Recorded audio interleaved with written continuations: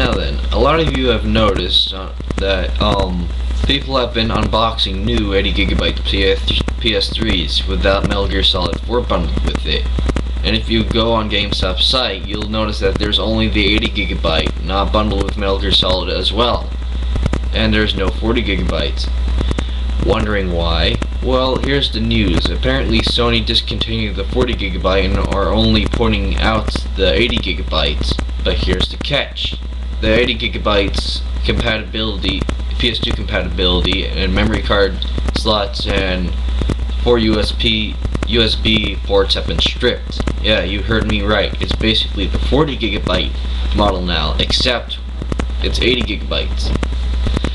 And now Sony is coming out with a new PS3 that has 160GB in October, and it still has it's still the 40GB model with just a 160GB hard drive. Now, are you wondering why they're stripping their PS3s? Well, I'll give you a hint. It has something to do with going bankrupt. Well, this is my speculation. I've read on Wikipedia, which does not lie, since people are getting the 80GB with no stripped down. I've read on Wikipedia that it cost them about $800 per unit to manufacture.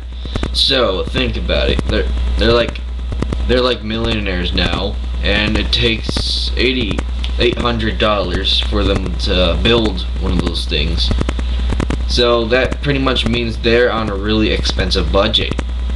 So to eliminate cost effects, or to eliminate more costs, they stripped the 80GB.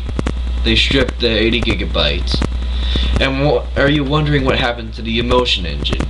Yes, this is also a factor of their budget.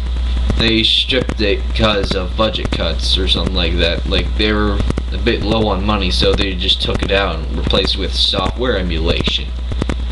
So yeah, in my speculation, I think that Sony is a little bit low on money, so this is why they're stripping the 80GB.